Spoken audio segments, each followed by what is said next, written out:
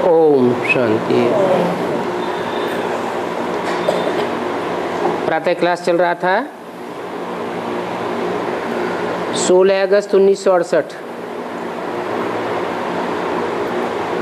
तीसरे पेज की अंतिम लाइन में बात चल रही थी, भक्ति मार्ग की जो भी बातें हैं वो सब दुर्गति मार्ग की हैं। उन दुर्गति की बातों को अभी सुनना भी नहीं है। वो तो कह देते हैं ईश्वर सर्वव्यापी है।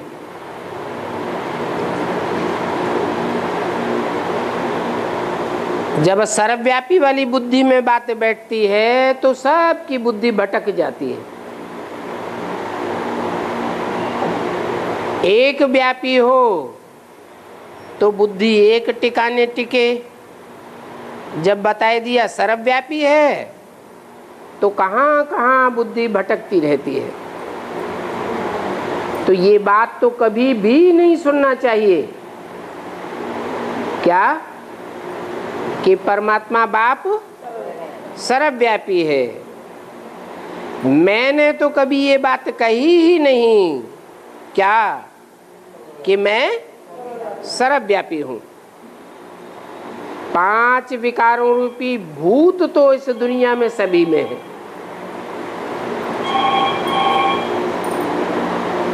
काम, क्रोध, लोभ, मोह, अहंकार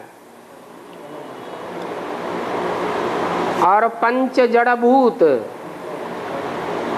पृथ्वी, जल, वायु, अग्नि, आकाश, ये तो कण कण में व्यापक है, परंतु मैं तो व्यापक नहीं हूं। जो 5 महाभूत व्यापक हैं, 5 विकार व्यापक हैं, तो दुनिया तामसी बनती जाती है, विकृत होती जाती है। मैं तो आत्माओं का बाप हूं। आत्मा तो सदैव अजर अमर अविनाशी है। 5 भूत तो विकृत होते ही रहते हैं। आत्मा तो विकृत होने की बात नहीं। हाँ, आत्मा जब अपन को 5 महाभूत समझ लेती है तब विकृत होती है। तुम कह सकते हो सभी में कोई न कोई जरूर विकार है। सभा में कोई को भी बोलने का हक नहीं है। अगर कोई बीच में प्रश्न करते हैं तो बोलना चाहिए पीछे पूछना। बीच में पूछने की, डिस्टर्ब करने की दरकार नहीं है। ऑफिशियल सभाओं में कोई भी बीच में बकबक नहीं करते हैं। वहां तो शांति में बैठ सुनना होता है, फिर चले जाते हैं। कहते हैं आवाज नहीं करो, ऐसे बैठकर समझाना है, बताना है। अभी तो इस दुनिया में अपार दुख हैं।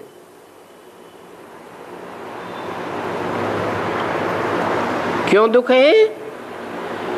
क्योंकि दुनिया विकृत होती जा रही है, विकारी बनती जा रही है। जितनी ज्यादा विकृत होती जाती है उतना दुख बढ़ता जाता है। हम बाप को और बाप की रचना के आदि मध्य अंत को जानते हैं। हम इन लक्ष्मी नारायण ब्रह्मा विष्णु शंकर जगदम्बा जगत पिता आदि आदि सभी के ऑक्यूपेशन को जानते हैं। उन ऋषियों मुनियों आदि से भी पूछा गया तो उन्होंने बोला कि हम इनके आदि मध्य अंत को नहीं जानते, नहीं जानते हैं। तो कहेंगे अनास्था वालों की दुनिया, आस्तिकों की दुनिया नहीं कहेंगे। न कोई बेहद के बाप को जानते हैं, एक भी नहीं है जो बेहद के बाप को जानता हो। कह देते हैं सर्वव्यापी है। अभी जब बाप ने पैराडाइज बनाया तब सभी को निश्चय हो गया। पहले तो तुम भी नहीं जानते थे कि 84 जन्म कैसे लेते हैं। तो सभा में बैठकर बताओ, आओ हम सबको बतावें। ये 7 दिन का कोर्स लो तो तुमको भी पापात्मा से पुण्यात्मा बनाए देंगे, और सो भी एक जन्म के लिए नहीं, 21 जन्म के लिए पुण्यात्मा बन जावेंगे। 21 जन्म तुम कोई भी पाप नहीं करेंगे। हम तो खुदा के बच्चे हैं, खिदमतगार हैं, तो हम सब की खिदमत करते हैं।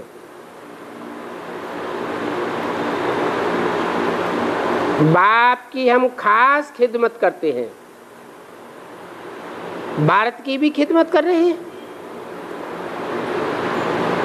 और अपने ही तन मन धन से भारत की रूहानी सेवा कर रहे हैं। हम कोई से भीख नहीं मांगते हैं। दुनिया में तो सब करते हैं जिस्मानी सेवा, और हम करते हैं रूहानी सेवा। रूहानी बाप हमको रूहानी सेवा करना सिखाते हैं।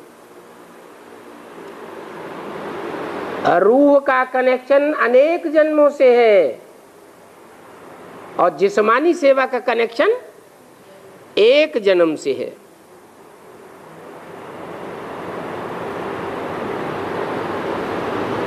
तो बताओ, तुम सब करते हो जिस्मानी सेवा, और रूहानी सेवा तो तुम कोई कर ही नहीं सकते हो। बाप कहते हैं इस पुरानी दुनिया में तुम जो कुछ भी देखते हो इन आंखों से, वो सब भूल जाओ। ये आंखें ही विनाशी हैं, ये शरीर ही विनाशी है, और ये सारी दुनिया ही विनाशी है। फिर अविनाशी क्या है? आत्मा अविनाशी है, और आत्माओं का बाप भी अविनाशी है, और आत्माओं का घर भी अविनाशी है। इस दुनिया में जो स्वर्ग बनता है वो भी विनाशी। चलो 21 जन्म तक चलता है, फिर बाद में विनाश तो होता है ना। इस दुनिया में सब कुछ है विनाशी, और बाप के घर में जो भी अभी आत्माएं हैं वो सब है अविनाशी। अभी तुम जानते हो कि इस पुराने षष्ठी वृक्ष रूपी मनुष्य के झाड़ का सारे का विनाश होना है। इस यज्ञ में सब कुछ स्वाहा हो जाएगा।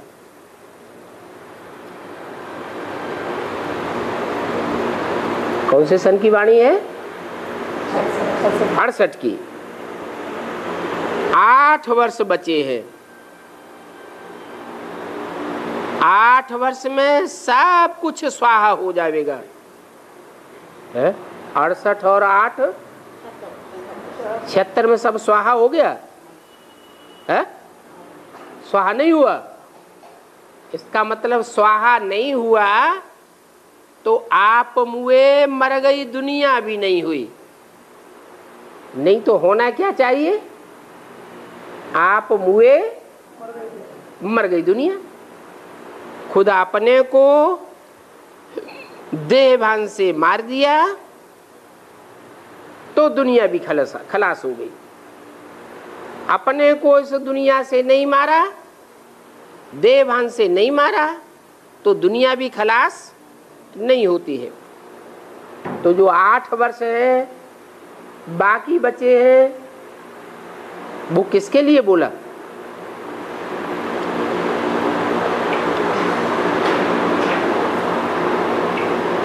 सिर्फ उस आत्मा के लिए बोला जिसने पक्का फैसला कर लिया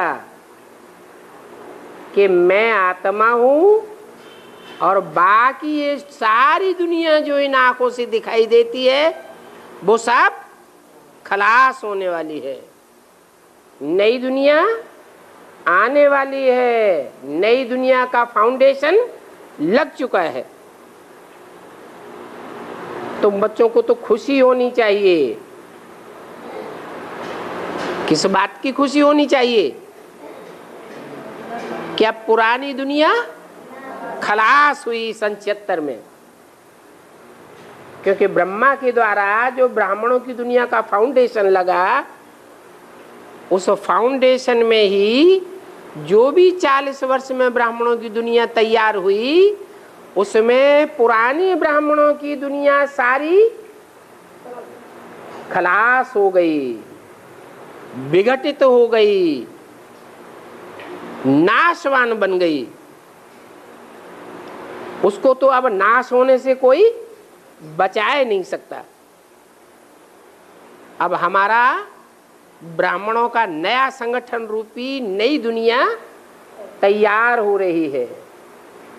उसमें भी जो संपूर्ण ब्राह्मण बनेंगे सो संपूर्ण नई दुनिया के देवता बनेंगे। ये पुरानी दुनिया तो खत्म हो जाएगी। सन 76 में भी अगर कोई को वो पुरानी दुनिया देखने में आती है, उसका भविष्य देखने में नहीं आता है, तो आगे चल करके समझ जाएंगे ये ब्राह्मणों की पुरानी दुनिया, रावण संप्रदाय की दुनिया, रावण, कुंभकर्ण, मेघनाथ जैसे जो ब्राह्मणों की दुनिया है वो भी खलास हो जाएगी। ये जो इन्होंने मिसाइल्स आदि निकाले हैं, ये सब विनाश के लिए निकाले हैं, कुछ भी बचेगा नहीं। मिसाइल से क्या होता है? मिसाइल्स में क्या होता है? मसाला भरा हुआ होता है। ऐसा जहरीला मसाला होता है कि सूंघने से ही लोग खलास हो जाते हैं। यहाँ ब्राह्मणों की दुनिया में भी मिसाइल्स कौन से हैं? परमात्मा बाप जो इस सृष्टि पर आया हुआ है, उस परमात्मा बाप की ग्लानि के मिसाइल्स सूंघते ही खलास हो जाते हैं।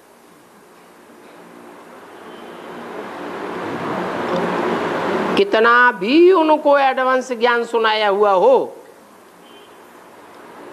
अगर थोड़ा भी अनिश्चय बुद्धि होते हैं और उनको वो विनाशी मिसाइल्स जिनमें परमात्मा बाप की ग्लानि भरी हुई है, वो ग्लानि की बातें उनको सूंघने में आती है और तुरंत अनिश्चय बुद्धि मरंती बन जाते हैं।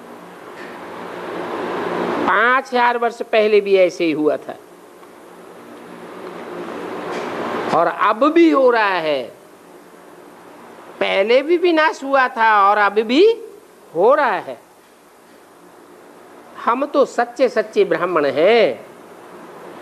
क्या हम कोई विनाश का काम नहीं करते हैं? हमारे बाप ब्रह्मा का काम क्या है? स्थापना करना। तो जो बाप का काम सो हम ब्राह्मणों का काम। हम तो स्थापना का काम करते हैं, कंस्ट्रक्शन का काम करते हैं, नई दुनिया बनाने का काम करते हैं, बिगाड़ने का काम हमारा नहीं है। हम सच्चे सच्चे ब्राह्मण हैं। हम ब्रह्मा कुमार कुमारी द्वारा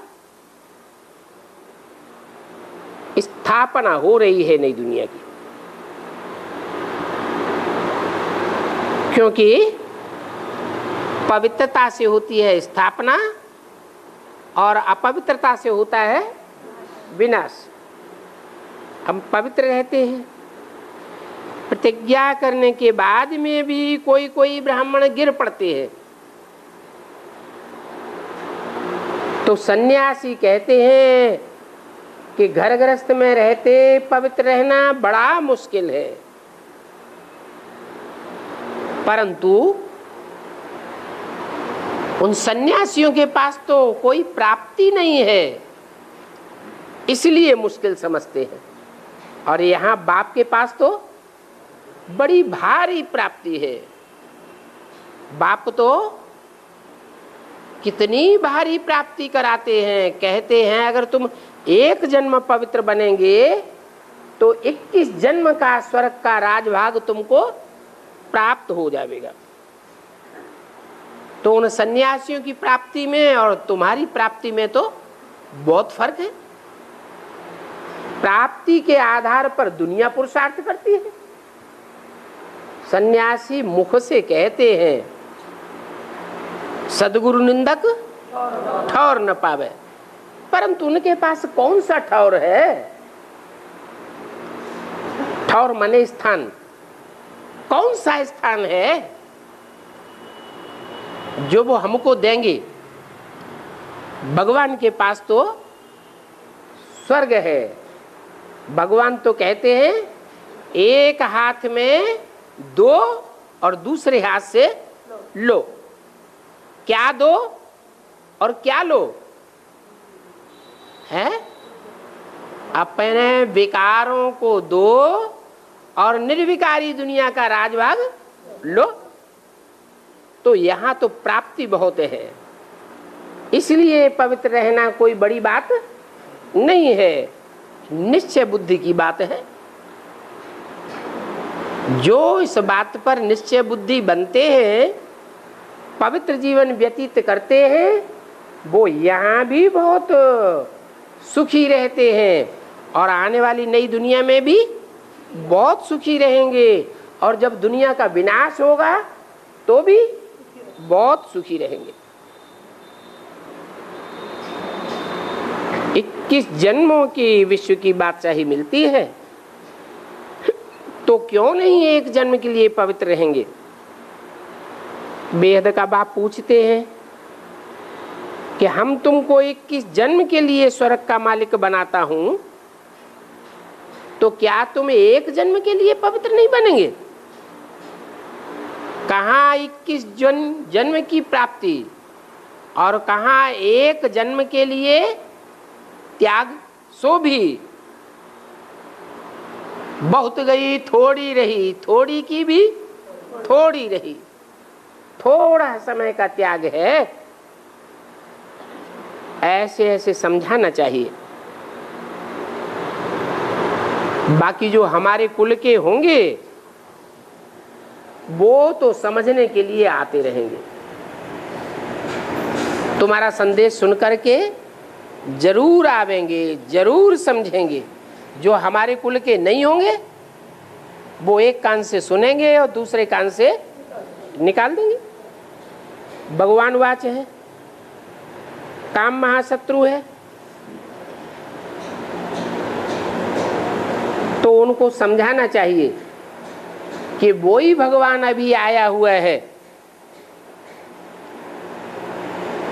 जहां भगवान आया हुआ है वो भगवान का घर है, भगवान का असली मंदिर है। उनके मंदिर में रह करके तुम बैठी है कोर्स कराते हो और वो कोर्स करते हैं। तुम तुम उनको काम चिच्छा पर बिठाते हो और हम तो ज्ञान चिच्छा पर बिठाते हैं। ज्ञान चिच्छा पर बैठने से सदा सुख का वर्षा मिलेगा, क्योंकि देने वाला जो बाप है वो सदा शिव है, सदैव कल्याणकारी है। और जितने भी मनुष्य गुरु हैं वो आज कल्याणकारी हैं, कल अकल्याणकारी भी बन जाते हैं। आज खुश होते हैं और कल नाराज हो जाते हैं। तो समझाना चाहिए कि काम चिच्छा पर बैठने से दुख मिलता है और ज्ञान चिता पर बैठने से अनेक जन्मों का सुख मिलता है। ऐसे ऐसे बताना चाहिए। तो कहेंगे ये तो समझाने में बहुत तीखे हैं, चैलेंज दो कि आओ एक सप्ताह में भी हम तमो प्रधान से सतो प्रधान तुम्हारी बुद्धि को बना सकते हैं। एक सप्ताह में ही तुम्हारी तमो प्रधान बुद्धि, जो तमो प्रधान दुनिया में लगी हुई है, वो तमो प्रधान दुनिया से बुद्धि निकल करके सतो प्रधान दुनिया की बातों में लग जावेगी। तुम्हारी बुद्धि ही पलट जावेगी। तब तुम्हारे सब दुख दूर होने लगेंगे। बोलो, हम तो सुख का रास्ता बताते हैं। जो इस दुनिया में अज्ञान के अंधे हैं,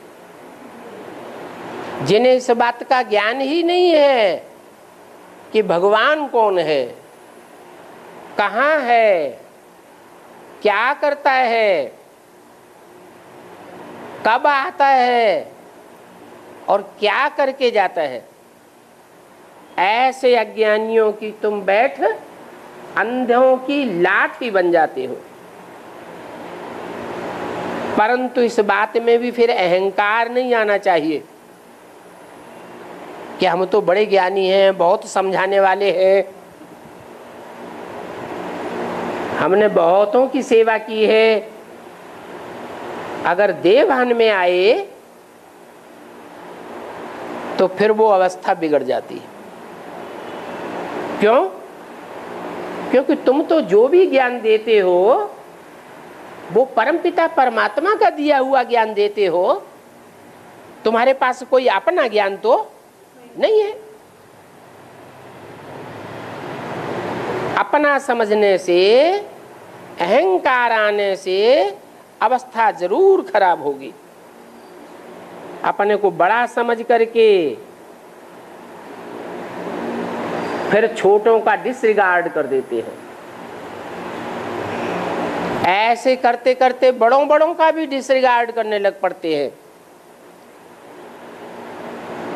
तो बाप कहते हैं इस ज्ञान की समझानी देने में भी बिल्कुल अहंकार नहीं आना चाहिए, बिल्कुल शांत। एक दो से अच्छे तो होते हैं ना, तो जो अच्छे अच्छे बच्चे हैं उनका खूब रिगार्ड रखना चाहिए। आधा कल्प से भगवान को गाली देते देते सब हिरे हुए हैं। भगवान पत्थर में है, भित्तर में है, कण कण में है, जानवर बन करके आता है। ये गाली देना हुआ ना। अभी बाप कहते हैं मैं मनुष्यों को सुधारने के लिए मनुष्य में आऊंगा या जानवरों में आऊंगा। मनुष्य को मन बुद्धि होती है,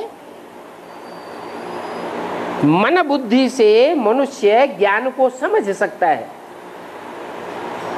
जानवर थोड़े ही बैठ करके ज्ञान सुनेंगे, समझेंगे, न दूसरों को समझावेंगे।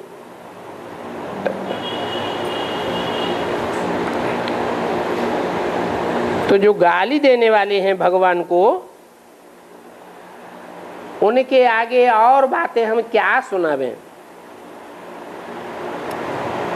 बताना चाहिए कृष्ण की क्या महिमा है। कृष्ण तो है ही 16 कला संपूर्ण। 16 कला संपूर्ण तो सतयुग होता है, त्रेता में 14 कलाएं होती हैं। सतयुग में कृष्ण का राज्य था, उनको नारायण कहा जाता था। तुम कीर्तन में भी गाते हो ना, हे कृष्ण नारायण वासुदेव, तो जो कृष्ण है वो ही नारायण है। कृष्ण और नारायण दोनों ही 16 कला संपूर्ण कहे जाते हैं ना।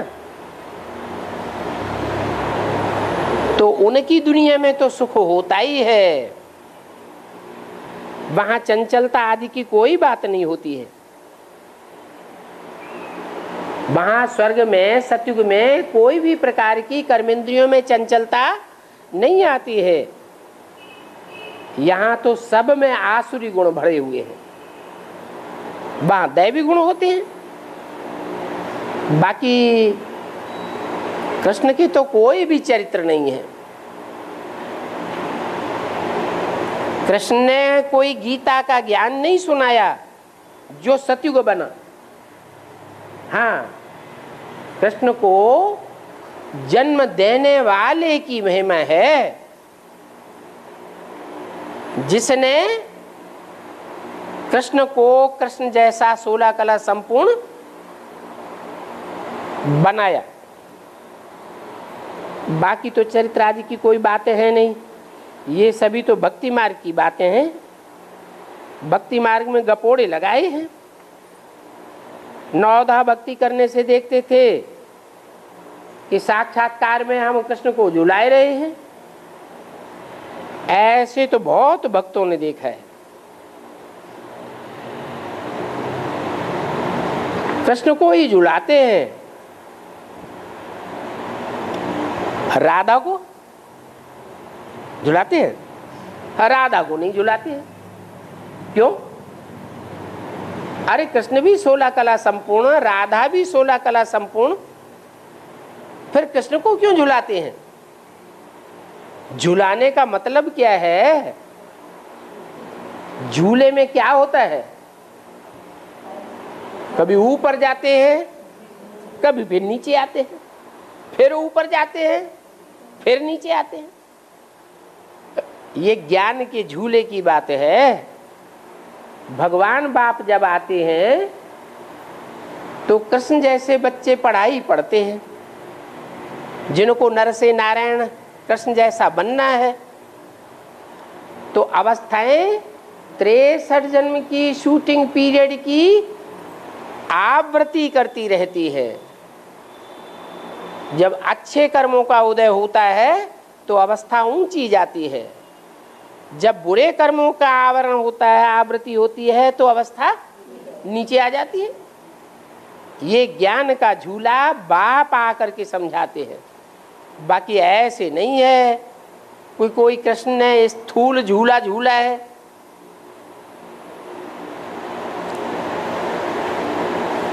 राधे के लिए झूला नहीं दिखाते हैं। क्यों? कृष्ण को झूले में दिखाते हैं,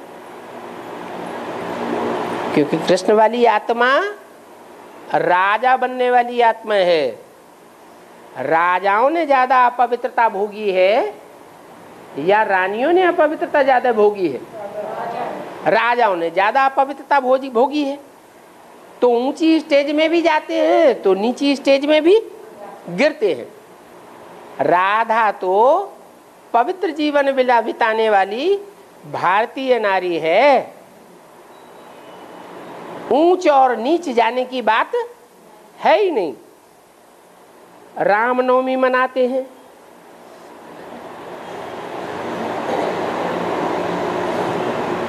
तो देखो जब राम की नवमी मनाते हैं तो सीता कहाँ गई है? सीता की भी नवमी मनानी चाहिए ना, क्यों नहीं मनाते? सीता का 9वां जो शब्द है वो सीता के साथ क्यों नहीं लगता? राम की नवमी मनाते हैं, राधा की अष्टमी मनावेंगे, राम की नवमी मनाते हैं, और देवताओं का कुछ बताते नहीं हैं। मेल्स ने फीमेल्स को गुम कर दिया। भक्ति मार्ग में जो भी मेल्स हैं शास्त्र बनाने वाले, उन्होंने क्या किया? फीमेल्स की जन्म तिथि को गुम कर दिया। बाप तो फिर कहते हैं, भक्ति मार्ग में भी देखो गायन है, पहले राधा फिर कृष्ण, पहले लक्ष्मी फिर नारायण, पहले सीता फिर राम। भक्ति मार्ग में तो सब कुछ उल्टा ही उल्टा कर दिया। एक के भी ऑक्यूपेशन का कोई को भी पता नहीं है। माना जो फीमेल्स को आगे कर दिया है भक्ति मार्ग में नाम लेकर के, उसका कारण क्या है? राम से पहले सीता का नाम, नारायण से पहले लक्ष्मी का नाम, कृष्ण से पहले राधा का नाम। ये पहले क्यों रख दिया है? हाँ, प्योरिटी इज फर्स्ट। कन्याओं माताओं ने जब भगवान इस सृष्टि पर आया तो प्योरिटी को पहले पहले महत्व दिया। पुरुषों ने प्योरिटी को उतना महत्व नहीं दिया और कन्या माताओं ने प्योरिटी को महत्व दिया। तो भगवान ने उनका नाम पहले दिलवाया और पुरुषों का नाम पीछे करवाया। तो बोलना चाहिए कि 7 दिन रचयिता के आदि, रचयिता और रचना के आदि मध्य अंत का, और रचना का सबका ऑक्यूपेशन आपको हम बतावेंगे। मनुष्यों की बुद्धि में तो भक्ति मार्ग का भूसा भरा हुआ है, अर्थ कुछ भी समझते नहीं हैं। जो भक्ति मार्ग की बातें बुद्धि में भरी हुई हैं वो ही बुद्धि में से, मुख में से निकलती रहती है। सब अज्ञान ही अज्ञान सुनाते हैं, इसलिए दुनिया की अवस्था नीचे गिरती चली जाती है। ज्ञान से तो सद्गति होनी चाहिए। अगर शास्त्रों में भगवान का ज्ञान होता तो दुनिया की सद्गति होनी चाहिए या दुर्गति होनी चाहिए? सद्गति होनी चाहिए। लेकिन क्या हो रहा है? हजारों वर्ष की हिस्ट्री ये बता रही है कि दुनिया की मेंटेलिटी नीचे गिरती जा रही है। तो जरूर शास्त्रों से अज्ञान ही अज्ञान फैला है। अभी बाप आकर ज्ञान सुनाते हैं तो ज्ञान देने वाला एक ही बाप है और बाकी सब अज्ञान सुनाने वाले हैं। वो बाप का ज्ञान अब हम आपको सुना रहे। तो पक्का उनकी बुद्धि में ये बैठा देना चाहिए कि कोई भी मनुष्य गुरु मनुष्यों की सद्गति नहीं कर सकता। क्यों नहीं कर सकता? क्योंकि मनुष्य सब हैं मन वाले, सबका मन चंचल है। चंचल मन वाले दूसरों की सद्गति कैसे करेंगे? एक परम पिता परमात्मा है जो मन को कंट्रोल करना सिखाता है। क्यों सिखाता है? क्योंकि वो कभी भी इंद्रियों की चंचलता में आता ही नहीं है। जो भी इंद्रियां हैं, 10 इंद्रियां, उन 10 इंद्रियों को चलाने वाला है मन, और मन मनुष्य का चंचल होता है। तो चंचल मन वाला मनुष्य कोई की सद्गति नहीं कर सकता। अपनी भी सदगति नहीं कर सकता। उसकी इंद्रियों को कंट्रोल करने के लिए भगवान बाप को ही सृष्टि पर आना पड़ता है। वो आकर के सिखाते हैं कि मन को कंट्रोल कैसे किया जाए। कौन सा ज्ञान देते हैं? पहले पहले ये बताते हैं कि तुम्हारा मन भटका हुआ है। क्या? भक्ति मार्ग में मन भागता रहा, कहीं मंदिर में, कहीं मस्जिद में, कहीं गुरुद्वारे में, कहीं तीर्थों में, कहीं ठिकानों में, कहीं किसी गुरु में, कहीं किसी गुरु में। मन सदैव भागता रहा, भटकता रहा। क्यों? क्योंकि भगवान को सर्वव्यापी समझ लिया। अभी बाप आकर बताते हैं मैं सर्वव्यापी नहीं हूं, मैं तो एक व्यापी होकर के इस सृष्टि पर आता हूं। ब्रह्मा के द्वारा भी ये बात आकर के बताते तो हैं कि मैं सर्वव्यापी नहीं हूं, परंतु न तो ब्रह्मा की बुद्धि में ये बात बैठती है और न ब्रह्मा कुमार कुमारियों की बुद्धि में ये बात बैठती है। क्या क्या बात? कि मैं सर्वव्यापी नहीं हूं।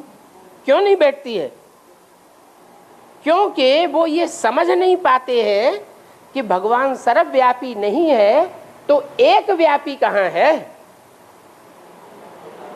न तो यज्ञ के आदि से ब्रह्मा ने इस बात को समझा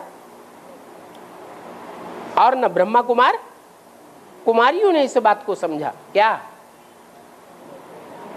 कि भगवान सर्वव्यापी नहीं है तो एक व्यापी कहां है। अभी वो बात खुद बाप को ही आकर के बतानी पड़ती है कि मैं एक व्यापी हूं, मैं एक ही मुकर्रर रथ में आता हूं। और जिनकी जिनकी बुद्धि में ये बात फिक्स होकर के बैठती जाती है उनकी बुद्धि ठिकाने पर लग जाती है, बुद्धि को ठिकाना मिल जाता है।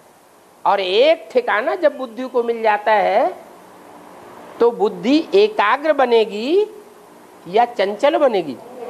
एकाग्र बनती है, मन भी एकाग्र हो जाता है। और एकाग्र कराने वाला कौन है? वो ही बेहद का बाप जो कभी भी इंद्रियों की चंचलता से प्रभावित होने वाला नहीं है। बल पतित से पतित तन में आता है, परंतु फिर भी उसकी इंद्रियां चलायमान नहीं होती है। इस पतित दुनिया के बीच में आता है। पतित दुनिया में अनेकों के संग के रंग में आते हुए भी भगवान बाप किसी से प्रभावित नहीं होता है। तो मनुष्यों की बुद्धि में भूसा भरा हुआ है सर्वव्यापी के ज्ञान का, तो निकलता ही नहीं है कि ज्ञान देने वाला एक ही बाप है। वो एक ही बाप हमको ज्ञान सुनाए रहे हैं। मनुष्य मनुष्य की सदगति नहीं कर सकता। बाप कहते हैं कि जो अपन को भगवान समझते हैं वो सब हिरण्यकश्यप जैसे दैत्य हैं। क्या? कैसे दैत्य? हिरण्य, हिरण्य माने सोना, काश्य माने तेज। सोने जैसी जो सच्ची सच्ची आत्माएं हैं, पवित्र आत्माएं हैं, जन्म जन्मांतर की पवित्र आत्माएं हैं, उन सोने जैसी सच्ची सच्ची पवित्र आत्माओं के पवित्रता रूपी तेज को पा, हिरण्यकश्यप पा, पीने वाले हैं। ऐसे ऐसे भयंकर हिरण्यकश्यप हैं जो अपन को भगवान समझकर बैठ जाते हैं। अच्छा, तो दुनिया वालों की बात बाद में, ब्राह्मणों की दुनिया में अपन को भगवान समझने वाले हैं या नहीं है? हैं? कैसे? बड़े बड़े मेगा प्रोग्राम किए ना, बड़े बड़े मेगा प्रोग्राम किए बड़े बड़े शहरों में। उनमें त्रिमूर्ति का चित्र कौन सा लगाया?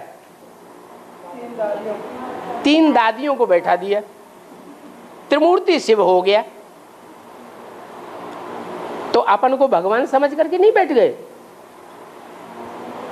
कहते हैं भगवान तो ज्ञान सुनाकर ब्रह्मा में चला गया, अब नई दुनिया बनाने वाला कोई नहीं है। कौन है? हम हैं। हम ही त्रिमूर्ति हैं, हम ही नई दुनिया बनावेंगे। जो उन मनुष्य गुरुओं के भक्त होते हैं उनको तो विश्वास बैठ जाता है कि हाँ ये जरूर नई दुनिया बनावेंगे।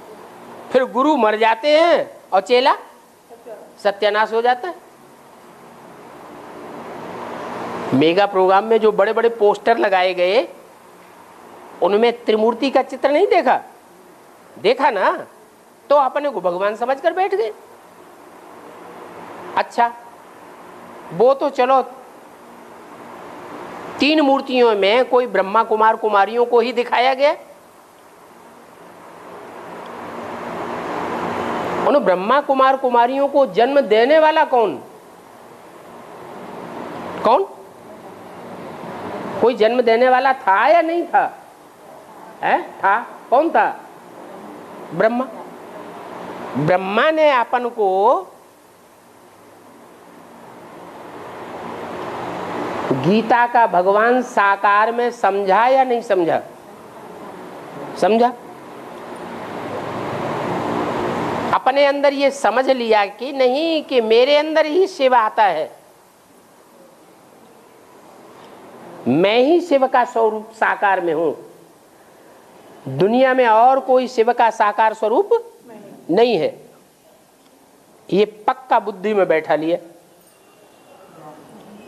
मैं ही ब्रह्मा हूं, मुझे ब्रह्मा के द्वारा ही नई दुनिया की स्थापना होती है। फिर 68 में क्या हुआ? 68 में शरीर छोड़ दिया, नई दुनिया कहां गई? है? नई दुनिया बनी। तो दुनिया का बड़े से बड़ा गुरु कौन हुआ? मनुष्य गुरु। ब्रह्मा दुनिया का बड़े से बड़ा मनुष्य गुरु बन गया।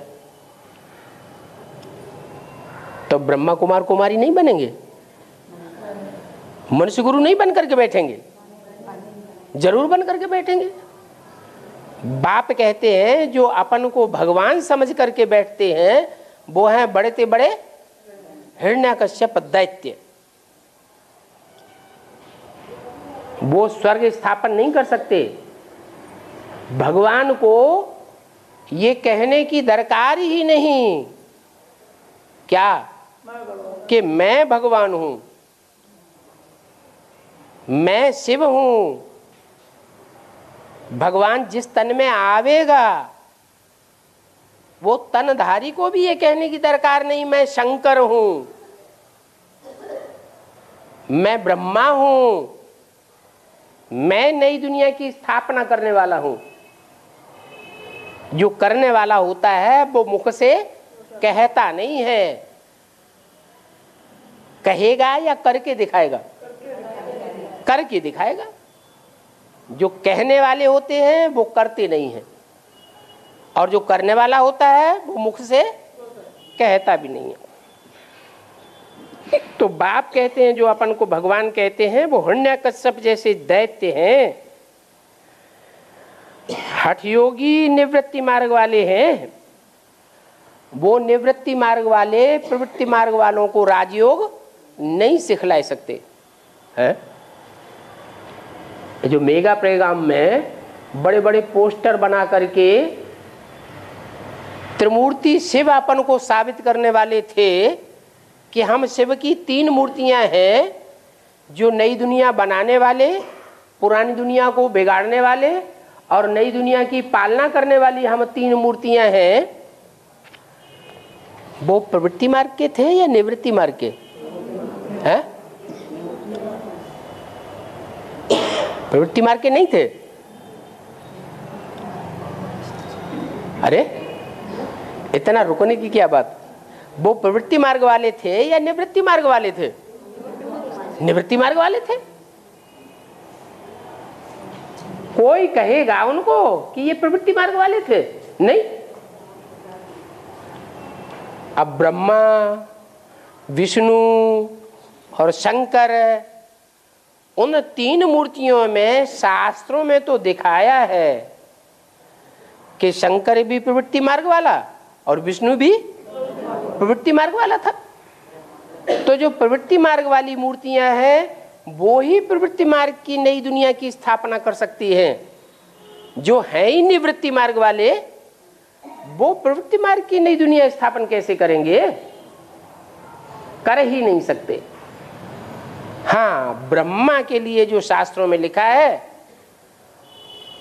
कि उनकी भी प्रवृत्ति थी, तो वास्तव में ब्रह्मा की बेटी थी या प्रवृत्ति थी? बेटी के साथ प्रवृत्ति थोड़ा ही होती है। इसलिए ब्रह्मा को कलंक लग गया, चंद्रमा को कलंक लग गया। कलंक लगने के कारण ब्रह्मा की पूजा नहीं होती है, मूर्तियां नहीं बनती हैं, उनके मंदिर भी नहीं बनते हैं।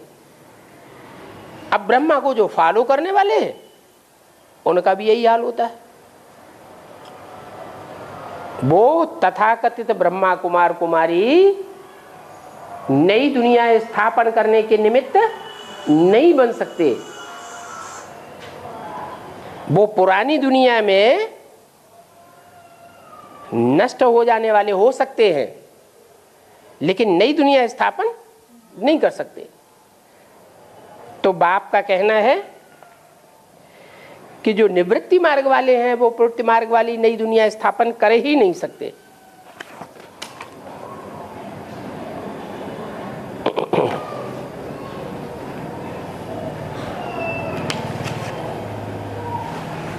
ओम शांति।